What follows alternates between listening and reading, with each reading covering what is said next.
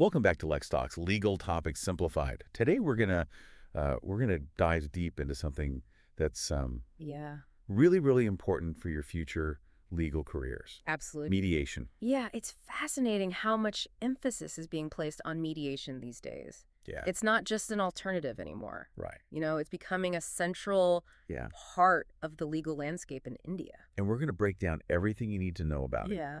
Think of this deep dive as your cheat sheet to understanding not just what mediation is, but how it works in practice, Right. when it's the right tool to use, Absolutely. and even how to excel in a mediation setting. Exactly. We'll be covering the meaning stages, Mhm. types of agreements, the concept of pre-litigation mediation, Right. the types of disputes that are generally excluded from mediation, Okay. and how the whole process actually begins. So much to unpack. Yeah. Let's start with the basics. Sure. What exactly is mediation? We hear the term thrown around a lot, but how is it different from just, Right. two parties trying to work things out on their own? That's a great question. At its core, mediation is a structured negotiation facilitated by a neutral third party, the mediator. Okay. Think of it like this. Yeah. You have a dispute, let's say a business contract disagreement. Mm. And instead of immediately rushing to court, you sit down with the other party and a mediator. Right. The mediator's role isn't to decide who's right or wrong or impose a solution. Okay. It's to guide the conversation, Right. help you understand each other's perspectives, Okay. and ultimately reach a mutually acceptable agreement. So the mediator is like a referee keeping things fair. More like a skilled guide, really. Okay. They help facilitate communication and explore creative solutions that might not even be considered in a traditional court setting. That makes sense. Yeah. So it's not just about winning or losing. Right. It's about finding a solution that works for everyone. Precisely. And that's why mediation is often seen as a more collaborative and less adversarial approach to dispute resolution, Right. which can be particularly beneficial in situations where preserving relationships is important. Yeah. I'm already seeing how this could be a valuable tool for us future lawyers. Absolutely. Okay, so we've got the basic definition down. Okay. But how does this actually play out in real life? Right. Are there different types of mediation? Absolutely. You can categorize mediation in a few different ways. Let's look at it from the perspective of how it's initiated. Okay. You have mandatory mediation, Mm-hmm. where certain types of disputes are required by law to go through mediation first. Okay. In India, this is still relatively uncommon, Yeah. though it is gaining traction in specific areas like family law. So most mediation in India isn't actually mandated by law. Right. The majority falls under the category of court-ordered mediation, Okay. meaning the courts encourage or strongly recommend it as part of the process, Hmm. usually as part of a broader push towards alternative dispute resolution, or ADR, Okay. before a case heads to trial. So the court basically says, hey, why don't you try working things out before we get the legal system fully involved? Exactly. Right. And even within court-ordered mediation, you have nuances. Okay. There's court-annexed mediation, Yeah. which is more integrated into the court system itself. Mm-hmm. The court provides mediation services, Right. usually with a panel of trained mediators, Okay. and they oversee the process. So it's almost like an extension of the court itself. In a way, yes. Okay. Then you have court-referred mediation, Mhm. where the court simply refers the case to an external mediator. Okay. They're not as directly involved in the process. And I'm guessing this is where the choice of mediator becomes really crucial. Absolutely. You want someone who is not only impartial, but also experienced in the specific area of dispute. Yeah. Now, moving outside of the court system entirely, Okay. we have private mediation. This is a service offered by qualified mediators, Right. and it can be used for disputes that are already in court or even before a lawsuit is filed, Okay. which is known as pre-litigation mediation. Pre-litigation mediation. Yes, That sounds like a smart way to potentially avoid a lot of legal headaches down the road. it can be. Think of it as a proactive approach to resolving disputes before they escalate. Right. And within private mediation, Yeah. you have different flavors as well. Okay. For example, there's contractual mediation. Mm-hmm. Imagine you're drafting a business contract. Yeah. You can actually include a clause stating that if any disputes arise, Okay. the parties agree to go to mediation first before pursuing other legal options. So it's like building in a conflict resolution mechanism right into the agreement. Exactly. Okay. And then, of course, you have voluntary mediation, which is pretty self-explanatory. Right. Both parties simply agree to try mediation without any external pressure. Okay, so we've got a good grasp on the different ways mediation can be initiated. Okay. But how do you know when it's the right approach for a particular dispute. That's where things get really interesting, and it's a question every aspiring lawyer should be thinking about. Yeah. Mediation can be incredibly effective, Yeah. but it's not a magic bullet. Right. There are certain situations where it's particularly well-suited, Mm-hmm. and others where it might not be the best fit. Because some cases just need the authority of a court to make a decision. That's one factor. The Indian legal system has actually identified specific types of disputes that are generally excluded from mediation. Okay. For example, cases involving representative suits dealing with matters of public interest, election disputes, Right. situations requiring specific court protections like those involving minors or individuals with disabilities, Right. and serious criminal offenses are typically seen as unsuitable for mediation. So anything with significant public interest or where there are concerns about power imbalances or the potential for harm. Exactly. Those situations typically require the more formal procedures and safeguards of the court system. Okay. But on the flip side, Yeah. there are many situations where mediation can be incredibly effective. Right. Think about disputes where preserving relationships is crucial, Okay. like business partnerships or even family matters. So if two businesses have a contract dispute, Yeah, but they still need to work together in the future, right. mediation could help them find a solution that addresses the legal issues without completely destroying their business relationship. Precisely. Or imagine neighbors having a property line dispute. Right. Mediation could help them reach a compromise Yeah. that allows them to coexist peacefully without having to go through a lengthy and expensive court battle. I'm starting to see the appeal. Yeah, It's a much more flexible and adaptable approach absolutely. than traditional litigation. It is. But I'm curious, how does a case actually get to mediation? Okay. What are the steps involved in getting the process started? Well, that depends on whether it's court-ordered or private mediation. Yeah. But let's focus on the court-referred process, Okay. as that's something you'll likely encounter as you navigate the legal system. It typically starts with, Hold on, before we get into that, I think our listeners could use a quick recap of what we've covered so far. we've thrown a lot of information at them. We have. We started with the basic definition of mediation, highlighting the role of the mediator as a neutral facilitator. Yeah. Then we explored the different types of mediation. Mandatory, Right. court-ordered with its variations of court-annexed and court-referred, Mm-hmm. and private mediation, Yeah. including pre-litigation and contractual mediation. And we touched upon the types of cases that are generally excluded from mediation, Right. as well as the types of disputes that are particularly well suited for this approach. Right. And now we're about to delve into the specifics of how the court-referred mediation process actually kicks off. It's a journey with several distinct stages, Yeah. but we'll save that fascinating exploration for the next part of our deep dive. Okay. Right. Sounds good. All right, picking up where we left off, let's imagine a scenario where a case is heading towards court-referred mediation. Okay. Typically, this journey begins with what we call the referral stage. Okay, so we're in the courtroom, and the judge is looking at this case, realizing that maybe a courtroom battle isn't the best way to go. Exactly.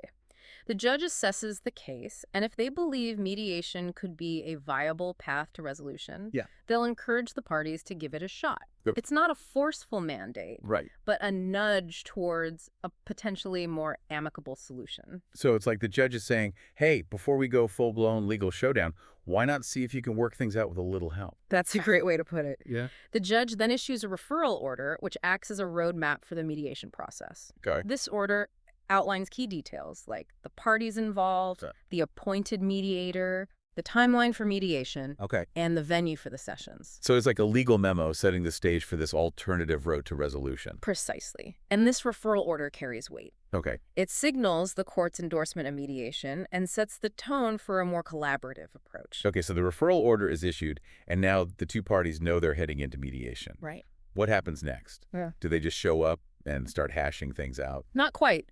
The next stage is all about preparation. Okay. Both parties need to roll up their sleeves and get ready for those mediation sessions. Right.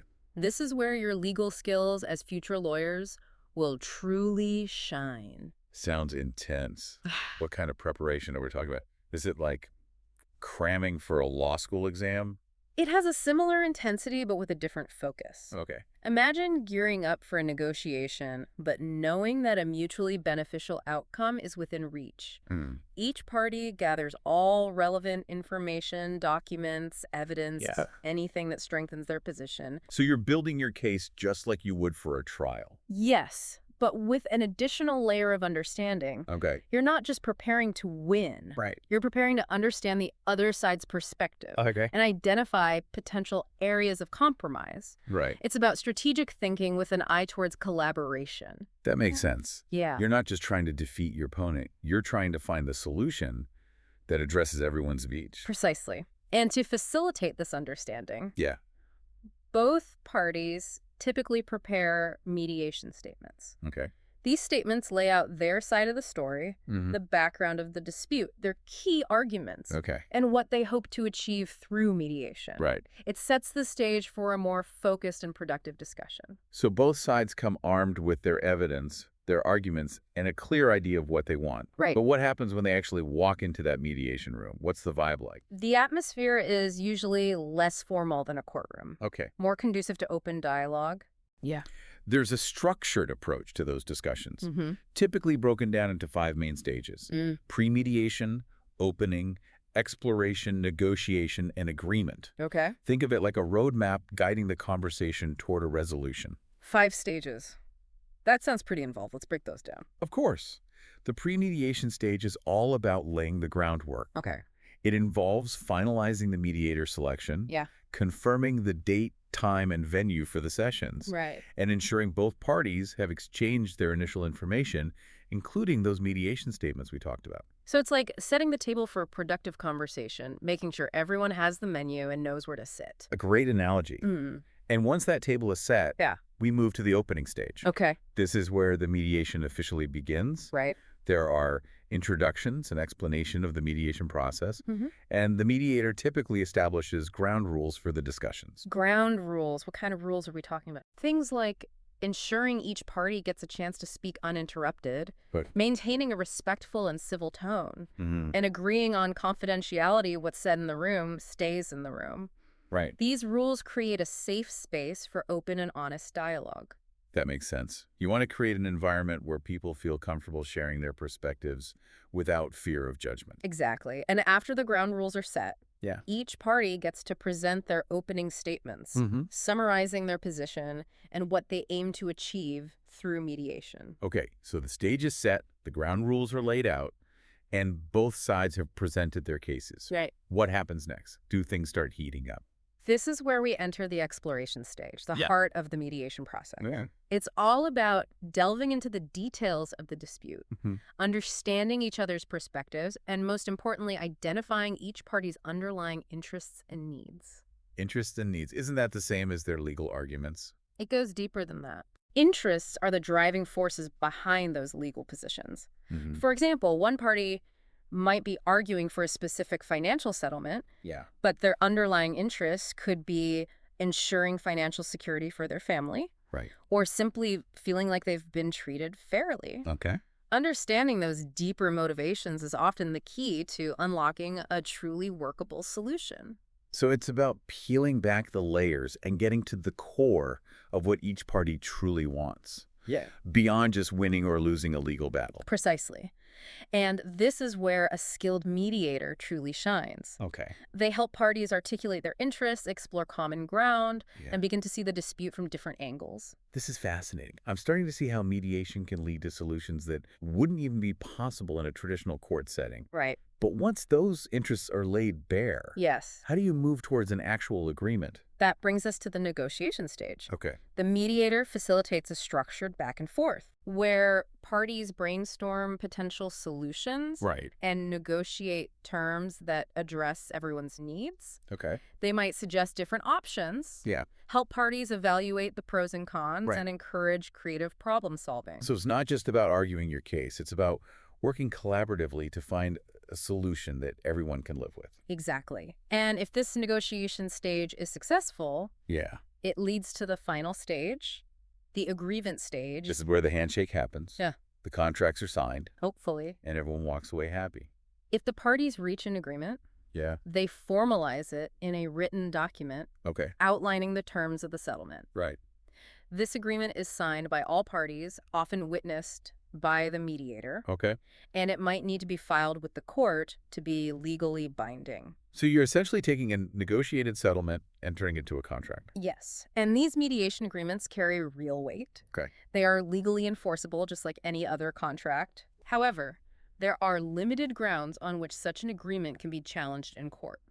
So there are safeguards in place to prevent abuse of the process. Absolutely. The Indian legal framework surrounding mediation is designed to ensure fairness, transparency, Yeah. and that agreements are reached voluntarily. Right. The Mediation Act of 2023 lays out specific conditions under which a mediation agreement might be challenged, Oh, well. such as fraud, coercion, or if the dispute wasn't suitable for mediation in the first place. Wow, this is a lot to process. We've gone from the referral stage to the final agreement. It is. And it's clear that each stage requires careful consideration and a strategic approach. Indeed. And this process, while seemingly complex, offers significant advantages over traditional litigation. Okay. It can be faster, more cost-effective, Right. and less adversarial, often preserving relationships that might otherwise be damaged in a courtroom battle. It sounds like mediation is a powerful tool, Yeah. not just for resolving disputes, but for achieving truly beneficial outcomes for everyone involved. Exactly. It requires a different mindset, Mm. a shift from confrontation to collaboration, Right. and for aspiring lawyers like yourselves, Yeah. understanding the nuances of mediation is becoming increasingly crucial. This deep dive has definitely opened my eyes to the world of mediation. Good. But before we wrap up, Yeah, I think our listeners would appreciate a concise summary of what we've covered in this part. a great idea. We started by exploring the referral stage, Yeah. where the judge encourages parties to consider mediation. Then we moved on to the crucial preparation phase, Right. highlighting the importance of gathering evidence, Yeah. crafting arguments, and preparing mediation statements. And then we walk through those 5 key stages. Right. Pre-mediation, opening, exploration, negotiation, and agreement, emphasizing the unique role of the mediator in facilitating each step. Right.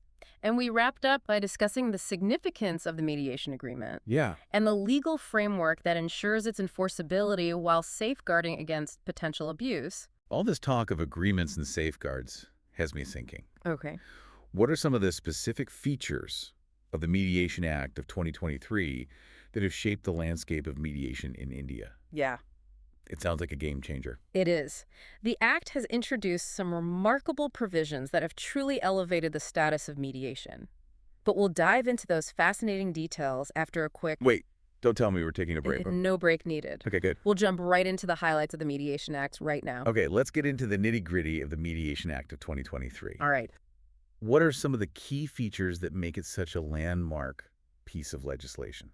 Well, one of the most significant aspects is the establishment of the Mediation Council of India, or MCI. Okay. It's a regulatory body that sets standards, promotes mediation, and ensures quality control across the board. So it's like a governing body for mediation in India, Exactly. making sure everyone is playing by the rules and upholding ethical standards. Exactly. They're involved in everything from accrediting mediators and overseeing training programs to recognizing and regulating mediation service providers. Right. Those private mediation organizations we talked about earlier. Yeah. They have to meet certain standards set by the MCI to ensure they're providing quality services. It sounds like the Act is really trying to professionalize the field of mediation and build public trust in the process. Absolutely. And another key feature is the introduction of pre-litigation mediation. Right. Remember, we touched upon this earlier. Yeah. It essentially means that parties can opt for mediation before even filing a lawsuit. So instead of rushing to court, Yeah. they can try to resolve the dispute early on, Right. potentially saving a lot of time, money, and stress. Precisely.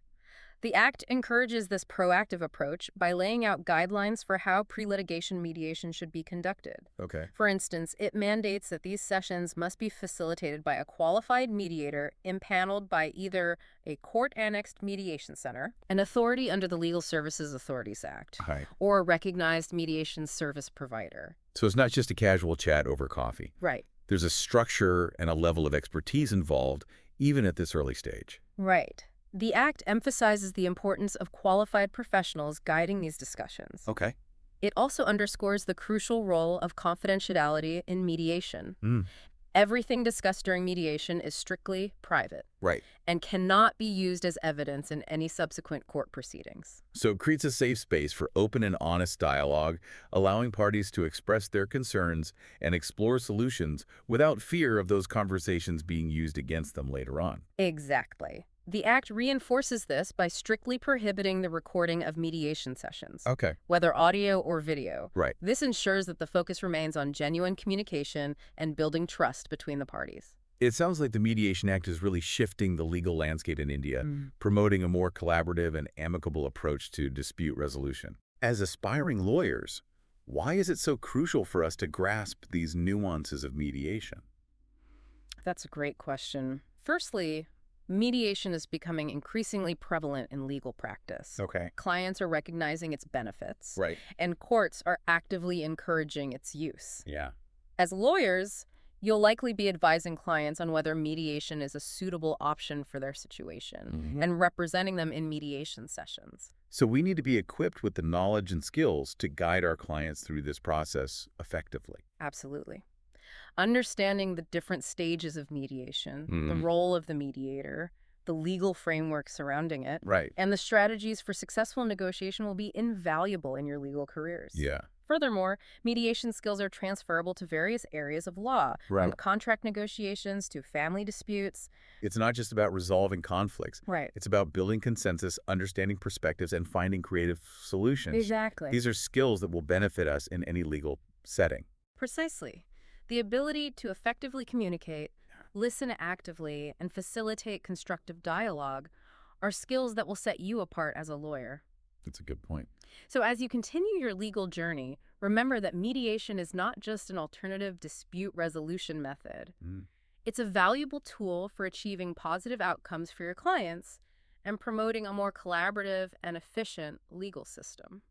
This deep dive has truly been an eye-opener. We've covered a lot of ground today. We have. From the basic definition of mediation to the intricacies of the Mediation Act of 2023. Right. We explored the different types of mediation, Yeah. the stages involved, the significance of mediation agreements, Mm-hmm. and the crucial role of confidentiality. We also highlighted the advantages of mediation, Right, yeah. its growing importance in the legal landscape, Yeah. and the skills that aspiring lawyers like yourselves can develop to excel in this evolving field. It's clear that mediation is not just a trend. It's not. It's a powerful force shaping the future of dispute resolution in India. Absolutely. Thanks for joining us on this insightful journey through the world of mediation. It was my pleasure. We hope you found this deep dive informative and engaging. I hope so too.